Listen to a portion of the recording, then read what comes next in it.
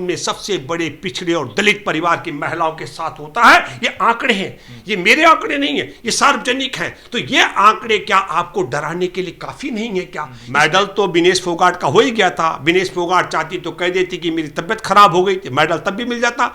विनेश फोगाट ईमानदार थी। ब्रजभूषण शरण सिंह चैलेंज कर रहा है, कह रहा है कि ये जो है षड्यंत्र था कांग्रेस में जाने का। कोर्ट गोधरा में कार सेवकों की हत्या में नरेंद्र मोदी अमित शाह की भूमिका क्या थी, ये ब्रजभूषण शरण सिंह जानते थे। इसलिए किसी भी कीमत पर ब्रजभूषण शरण सिंह को कानून के हवाले नहीं करना था और उसे बचाने का षड्यंत्र किया गया।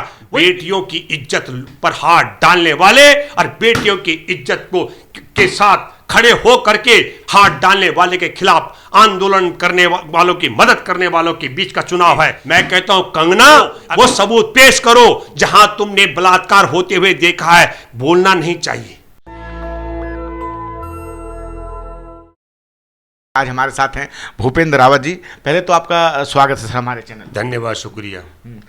सर, जो बयान आया महामहिम राष्ट्रपति साहब का, उस बयान को लेकर आप क्या सोचते हैं? नहीं, मैं तो मानता हूं कि पूरे देश और दुनिया में जहां तक भी पता लगा है कि आरजी हॉस्पिटल के डॉक्टर के साथ में दुष्कर्म के बाद उनकी हत्या कर दी गई, पूरी दुनिया में जिसने भी सुना वो बहुत दुखी है। और अच्छी बात है कि राष्ट्रपति ने भी दुख व्यक्त करने में बहुत वक्त लगाया, लेकिन दुख व्यक्त किया। लेकिन एक बड़ी विचित्र स्थिति है मेरे मन में। आंकड़े बताते हैं करीब 86,000 से ज्यादा मामले होते हैं। मैं आपके माध्यम से कह रहा हूं महामहिम राष्ट्रपति जी, 4.5 लाख से ज्यादा मामले 2022-23 के बीच में दर्ज हुए हैं। उनमें घरेलू हिंसा, बलात्कार और सबसे बड़ी बात मैं बता दूं, उनमें सबसे बड़े पिछड़े और दलित परिवार की महिलाओं के साथ होता है। ये आंकड़े हैं, ये मेरे आंकड़े नहीं है, ये सार्वजनिक हैं। तो ये आंकड़े क्या आपको डराने के लिए काफी नहीं है क्या? इसमें मैं आपको बता दूं, हमारे देश में सख्त कानून है और मात्र 27-28% लोगों को सजा मिल पा रही है, क्योंकि सारे ताकतवर लोग ब्रजभूषण शरण सिंह की तरह छुट्टा भी घूम रहे हैं। तब क्या आपको डरने लगता है कठोर कानून होने के बावजूद? और अब देखिए आप, कितनी बड़ी विचित्र स्थिति है। हमारे देश में महिला पहलवानों का यौन शोषण करने वाला ब्रजभूषण शरण सिंह के बेटे को सांसद बना दिया मोदी जी ने। तब डर नहीं लगा? हर अब ब्रजभूषण शरण सिंह चैलेंज कर रहा है विनेश फोगाट को, कह रहा है कि विनेश फोगाट के खिलाफ मैं प्रचार करने जाऊंगा। मेरे प्यारे देशवासियों, मैं ये व्यक्ति कह रहे हैं कि वो षड्यंत्र है कांग्रेस का, जिसकी पटकथा पहले लिखी जा चुकी थी। नहीं, एक मिनट, क्या षड्यंत्र है? देखो आपको बताता हूं। ब्रजभूषण शरण सिंह कह रहा है भगवान, आज वो राजनीति में भी शामिल हो गए। एक मिनट थोड़ा। ब्रजभूषण शरण सिंह के 2 आरोप हैं। एक आरोप ब्रजभूषण शरण सिंह का यह है कि बेईमानी से विनेश फोगाट गई थी। बेईमानी से गई तो काहे नहीं पहले बोल दिए? मैं आपको बताना चाहता हूं प्यारे देशवासियों, एक मैं बड़ा विचित्र स्थिति है, मैं हैरान हूं। 3 कुश्ती के मैदान में लगातार 3 मुकाबले जीते हैं विनेश फोगाट ने, उसे कोई मेडल नहीं मिला। और जिस पहलवान को तीसरे मुकाबले में हराया था विनेश फोगाट ने, वो 4 मुकाबले के लिए उतरी और मात्र 2 मुकाबले जीती और उसे मेडल मिल गया। ये है, सोचना पड़ेगा, क्योंकि विश्व ओलंपिक संघ की सदस्य है नीता अंबानी। और मैं आपको बताना चाहता हूं 100 ग्राम वजन कोई ज्यादा नहीं होता।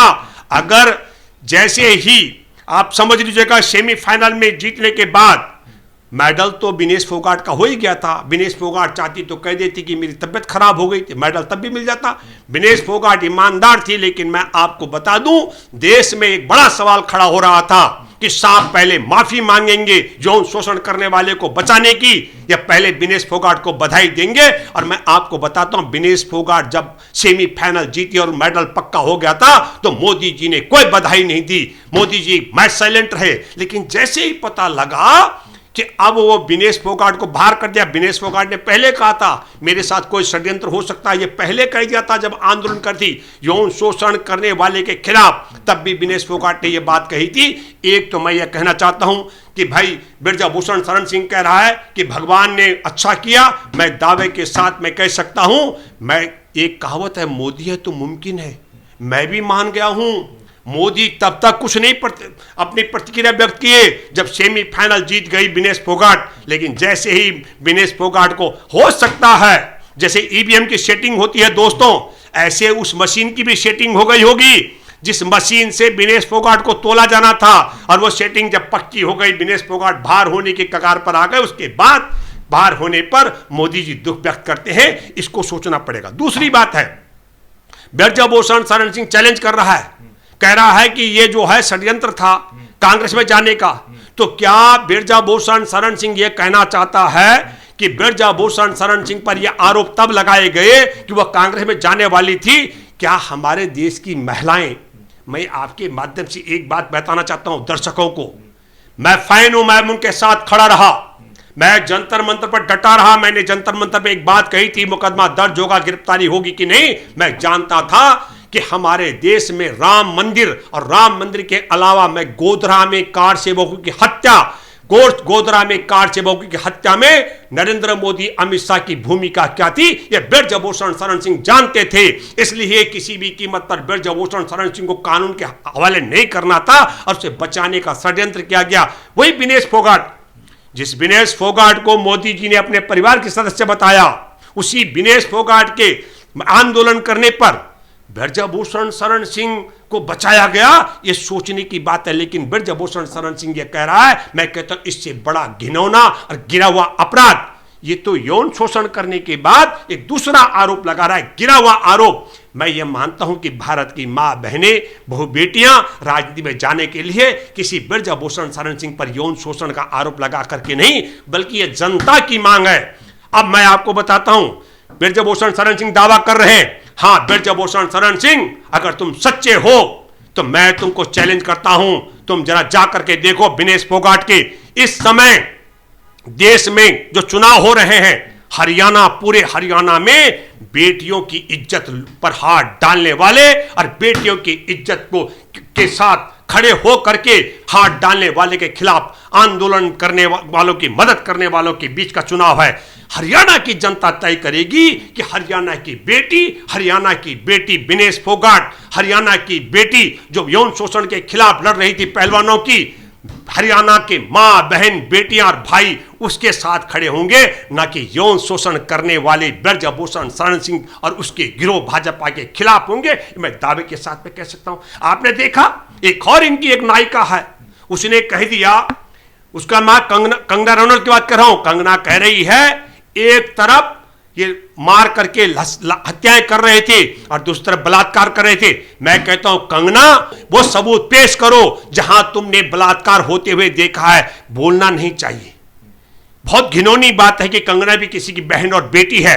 तो मैं भी यह मानता हूं कि कंगना ने जब हमारे देश में कोरोना में गंगा यमुना लाशों से अटी पड़ी थी, तो उसने वो बताया, वो भारत की गंगा के वीडियो को दूसरे देश का, दक्षिण अफ्रीका का देश का कोई देश का जिक्र किया था। वही कंगना रनौत आज की तारीख में किसानों पर बलात्कार करने का आरोप लगा रही है। कंगना के खिलाफ मैं ईमानदारी की बात कहूं, कंगना की हैसियत नहीं तक घिनौना आरोप लगाने की, लेकिन बिना रंगा बिल्ला की, बिना नरेंद्र मोदी अमित शाह की इच्छा के बगैर कंगना इतना घिनौना आरोप नहीं लगा सकती। ये रोज षड्यंत्र का तहत, और उसी प्रकार बगैर नरेंद्र मोदी और अमित शाह की इजाजत के बगैर विनेश फोगाट के लिए यौन शोषण का आरोपी ब्रजभूषण शरण सिंह चुनौती देने का हक अधिकार नहीं रखता था। लेकिन क्या करेंगे, लेकिन मैं दावे के साथ में कह सकता हूं, हरियाणा की जनता, मैं जानता हूं इस समय हरियाणा की जनता देश के सम्मान और देश के मान और देश की बेटियों के साथ खड़ी है, और निश्चित तौर पर भारतीय जनता पार्टी को करारी हार देखनी पड़ेगी। या तो ब्रजभूषण शरण सिंह प्रचार करने जाए, तब भी प्रचार हो गया है, और ब्रजभूषण शरण सिंह प्रचार करने जाने के औकात न रखता हो, तब भी संदेश चला गया है कि यौन शोषण करने वाली की पार्टी भाजपा है, और उसके खिलाफ मैदान में देश का मान और सम्मान रखने वाली विनेश फोगाट उतरी हुई है। तो आपने सुना भूपेंद्र रावत जी को। क्या है आपकी राय? आप अपनी राय हमें जरूर बताएं। मैं रंजय कुमार, कैमरामैन आशीष के साथ, नेशनल दस्तक। धन्यवाद। नेशनल दस्तक की आपसे गुजारिश है कि अगर इसको बचाना चाहते हैं तो नेशनल दस्तक को सब्सक्राइब करने के लिए रेड कलर के सब्सक्राइब बटन को दबाएं, फिर बेल आइकन की घंटी दबाएं। नेशनल दस्तक को बचाने के लिए बहुत जरूरी है कि हर खबर को शेयर करें, लाइक करें, कमेंट जरूर करें।